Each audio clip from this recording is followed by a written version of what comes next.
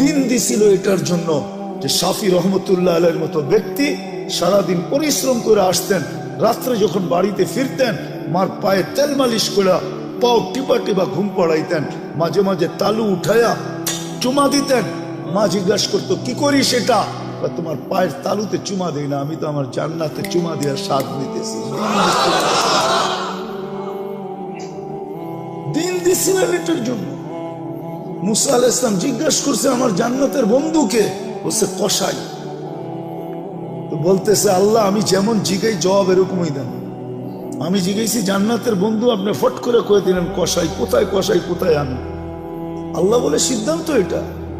বলছে ঠিক আছে অ্যাড্রেস দেন, যা দেখি কি আমল করে। যা দেখে হ্যাঁ কসাই। বলছে তোর এখানে মেহমান হওয়া যাবে? কয় বিলকুল যাবে, কিন্তু শর্ত আছে, আমি দোকান বন্ধ করে বাড়িতে আগে যাব না, আগে এক জায়গায় যাব তারপরে আমার বাড়িতে যাব। তো মুসা আলাইহিস